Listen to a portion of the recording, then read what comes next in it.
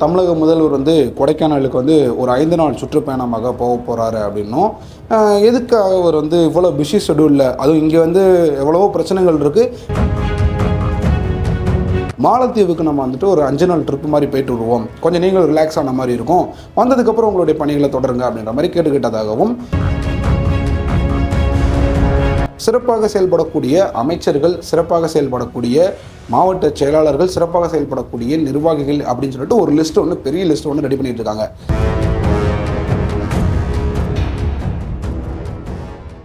அனைவருக்கும் வணக்கம். உங்கள் எல்லாருக்குமே தெரியும், தமிழக முதல்வர் கொடைக்கானலுக்கு ஒரு 5 நாள் சுற்றுப்பயணமாக போக போகிறாரு அப்படின்னும், எதுக்காக அவர் இவ்வளோ பிஸி ஷெடியூலில், அதுவும் இங்கே எவ்வளவோ பிரச்சனைகள் இருக்குது, இந்த நேரத்தில் ஒரு கொடைக்கானலில் போயிட்டு ஜாலியாக என்ஜாய் பண்ணிட்டு போகிறாரு அப்படின்னு சொல்லிட்டு பல விமர்சனங்கள் வந்துச்சு.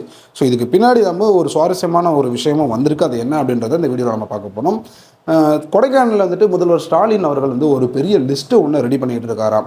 அந்த லிஸ்ட்டில் ஒரு முக்கியமான சில விஷயங்கள் இருக்குது. அது என்ன அப்படின்றத வீடியோவுடைய கடைசியில் சொல்கிறேன். அதுக்கு முன்னாடி இந்த பிளான் எப்படி நடந்துச்சு அப்படின்றத நம்ம பார்த்துருவோம். உங்களுக்கு தெரியும், இந்த எலெக்ஷன் நடக்கிறப்ப 19ஆம் தேதி எலெக்ஷன் முடிஞ்சு, அதுக்கு பிரச்சாரங்கள் எல்லா கட்சியாலும் சிறப்பாக செய்யப்பட்டுச்சு. வெயிலில் எல்லா வேட்பாளர்கள் ஆதரிச்சு போகக்கூடிய கட்சிக்காரர்கள் எல்லாருமே வெயிலில் தான் சுற்றிக்கிட்டு இருந்தாங்க. ஸோ இந்த வெயிலேருந்து கொஞ்சம் விடுபடணும், கொஞ்சம் ரெஸ்ட் எடுக்கணும்னு சொல்லிட்டு ஒவ்வொரு கட்சி தலைவர்களுமே ஒரு சில முடிவுகள் எடுத்திருக்காங்க. அந்த மாதிரி திராவிட முன்னேற்ற கழகத்தை சேர்ந்த முதல்வர் ஐயா ஸ்டாலின் அவர்களுக்குமே இந்த மாதிரி ஓய்வு தேவைப்பட்டிருக்கு. இதுக்காக உதயநிதி ஸ்டாலின் அவர்களிடம் போய் மாலத்தீவுக்கு நம்ம ஒரு 5 நாள் ட்ரிப் மாதிரி போயிட்டு வருவோம், கொஞ்சம் நீங்களும் ரிலாக்ஸ் ஆன மாதிரி இருக்கும், வந்ததுக்கப்புறம் உங்களுடைய பணிகளை தொடருங்க அப்படின்ற மாதிரி கேட்டுக்கிட்டதாகவும், அதுக்கு அவங்க குடும்பம் ஓகே ஒத்துக்கிட்டதாகவும், இந்த விஷயத்தை அஃபிஷியலாகவே அதிகாரிகளே வெளியிட்டாங்க. மாலத்தீவுக்கு போயிட்டு வரலாம் அப்படின்னு சொல்லிட்டு முடிவு பண்ணியிருந்தாங்க. அதுக்கு ஐயா ஸ்டாலின் அவர்களுமே ஒத்துக்கிட்டாரு. இப்போ என்ன ஆயிடுச்சு அப்படின்னு பார்த்தீங்கன்னா, இந்த மாலத்தீவில் இடையில மோடி அவர்கள் போய் அந்த விஷயம் ரொம்ப பெரிய ட்ரெண்டிங் ஆச்சு வேர்ல்டு வைடில். ஸோ இதனால சில அரசியல் ரீதியான சில பிரச்சனைகள் இருக்குது அப்படின்னு சொல்லிட்டு இந்த பிளானை அவங்க கேன்சல் பண்ணிவிட்டு கொடைக்கானலுக்கு போயிடலாம் அப்படின்னு சொல்லிட்டு கொடைக்கானலுக்கு பிளான் போட்டு போய்கிட்டு இருக்காங்க.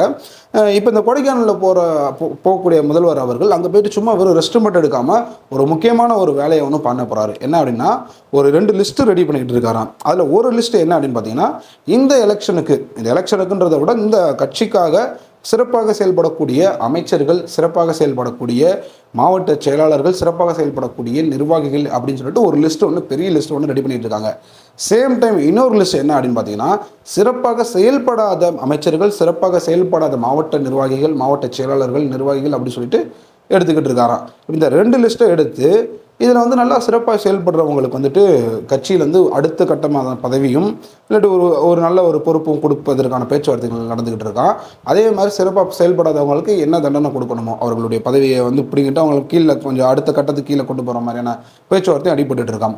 இதில் அதிகாரிகள் தரப்பில் என்ன விஷயங்கள் வெளியே வருது சொல்லப்படுதுன்னு சொல்கிறாங்கன்னா, அமைச்சரவையில் மிகப்பெரிய மாற்றம் இருக்குது. ஏன்னா எல்லா அமைச்சரும் சிறப்பாக செயல்பட்டதாக தான் அங்கே லிஸ்ட்டு போயிருக்கான்.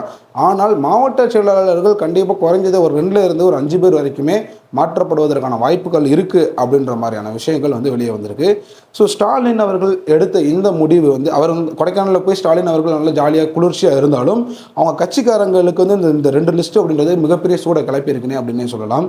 உங்களுக்கு தெரியும், தமிழகத்தில் 19ஆம் தேதி எலெக்ஷன் முடிஞ்சது கையோட யார் இரண்டாவது பெரிய கட்சி, யார் முதல்ல ஜெயிப்பாங்க அப்படின்ற மாதிரியான நிறைய டாக்ஸ் போயிட்டு இருந்துச்சு. இதில் முக்கியமாக ஸ்டாலின் அவர்களுக்கு ஒரு முக்கோண ரிப்போர்ட் ஒன்று போயிருந்துச்சு. அதாவது பென் அப்படின்னு சொல்லக்கூடிய ஒரு நிறுவனம் ஒரு ரிப்போர்ட்டை ரெடி பண்ணி கொடுத்துருந்தாங்க. சேம் டைம் உளவுத்துறையுமே ஒரு சர்வே ரிப்போர்ட்டை கொடுத்துருந்தாங்க. அது போக திமுகவினுடைய மாவட்ட செயலாளர்கள் அவங்களுமே ஒரு ரிப்போர்ட்டை கொடுத்துருந்தாங்க. ஸோ இந்த 3 ரிப்போர்ட்டை தான் நம்ம முக்கோண ரிப்போர்ட் அப்படின்னு நம்ம சொல்கிறோம்.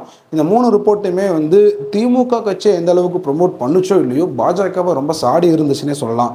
குறிப்பாக பார்த்தீங்கன்னா, திமுக கட்சியை எல்லா இடத்துலையும் வெற்றி பெற்றாலும் வெற்றி சதவீதம் கொஞ்சம் கம்மியாக, அதாவது வாக்கு சதவீதம் கொஞ்சம் கம்மியாக இருக்கும் அப்படின்னும், பாஜக நித்தியம் வெற்றி பெற வாய்ப்பே இல்லை அப்படின்ற மாதிரியான முதல் பக்கத்திலேயே அந்த ரிப்போர்ட்டுடைய முதல் பக்கத்தில் அந்த மாதிரியான விஷயங்கள் வந்திருக்கிறதா தகவல் வந்துச்சு.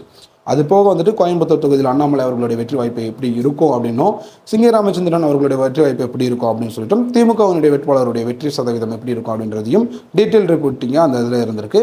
அது போக தென் மாவட்டங்களில், தென் தமிழகத்தில் இருக்கக்கூடிய தொகுதிகளில் திமுகவினுடைய ரிப்போர்ட்ஸ், திமுகவினுடைய நிலைப்பாடு எப்படி இருக்கும், அவர்களுடைய கட்சி பணிகள் எப்படி சிறப்பாக நடந்துச்சோ அதுக்கு ஏற்ற மாதிரி தான் ரிசல்ட் வரும். வருமா, அல்லது அங்கு வந்து அதிமுகவோ அல்லது பாஜகவோ அல்லது இதுக்கு அடுத்து இருக்கக்கூடிய நாம் தமிழரோ இந்த வெற்றி வாய்ப்புகள் எடுத்துகிட்டு போகிறதுக்கான வாய்ப்புகள் இருக்கா அப்படின்னு சொல்லிட்டு ஒரு டீட்டெயில் ரிப்போர்ட் போயிருக்கு.